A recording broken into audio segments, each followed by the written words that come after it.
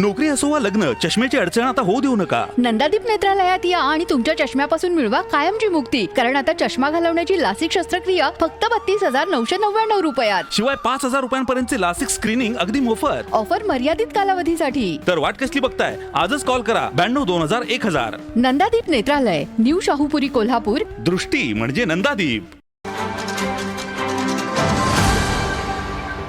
शिवाजी विद्यापीठ ही स्वायत्त संस्था आहे, ऑटोनॉमस बॉडी आहे. महाराष्ट्र राज्य सरकारचा याच्यावर कोणत्याही प्रकारचा अधिकार नाही आहे. महाराष्ट्राचे राज्यपाल ही संस्था चालवतात. अनेक विद्यापीठ आहेत आपल्या महाराष्ट्रामध्ये. या सर्वांमध्ये राजकारण विरहित कारभार चालावा अशी आमची इच्छा आहे.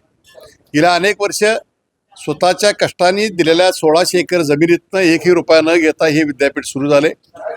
या ठिकाणी बाळासाहेब देसाईंचा उल्लेख करावा लागेल. आप्पासाहेब कुलगुरू, पहिले कुलगुरू यांचाही उल्लेख करावा लागेल.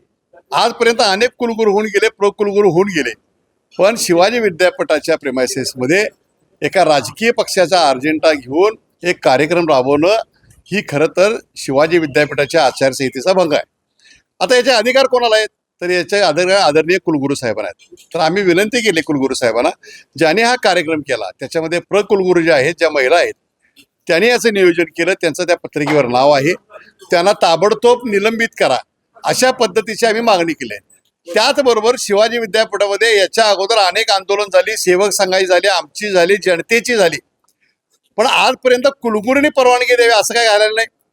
देशाच्या स्वातंत्र्याच्या 75 वर्षानंतर ही परिस्थिती येते, ही दुर्दैवी वेळ आहे. म्हणून कुलगुरूंना सांगितलं, मी तुम्ही कुलगुरू म्हणून काम करा, राजारामपुरी पोलीस स्टेशनचे पोलीस निरीक्षक म्हणून काम करू नका, आमच्या परवानगीवर तुम्ही सही करू नका. शिवाजी विद्यापीठाची डिग्री जी BA MA MCOMची दिली जाते त्याच्यावर कुलगुरूंची सही असावी, तो फतवा रद्द करा अशा पद्धतीची मागणी केलेली आहे. आज आदरणीय विराज पाटील जिल्हा प्रमुख यांच्या नेतृत्वाखाली आम्ही कुलगुरूंना विनंती केली आहे. 2 दिवसामध्ये त्याने आम्ही दिलेल्या पत्राचं उत्तर द्यावं. त्या पत्राच्या उत्तराच्या आधारे राज्यपालांच्याकडे आम्ही तक्रार करणार आहोत आणि ताबडतोब कुलगुरू यांना निलंबित करा अशी मागणी आहोत. हा लढा आज चालू झालेला आहे, हा सुरू झालेला आहे, हा लढा सुरू झाला. कुलगुरूने लक्षात ठेवावं, जंतर मंतरच्या लढाईच्या, विद्यार्थ्यांच्या लढाईच्या समोर या देशाचा पंतप्रधान, या देशाचा गृहमंत्री झुकला. कुलगुरू आहात आपण, आपल्यासमोर विनंती आहे की आमच्याशी संघर्ष करू नका, आमचा संघर्ष तुम्हाला मागात पडेल.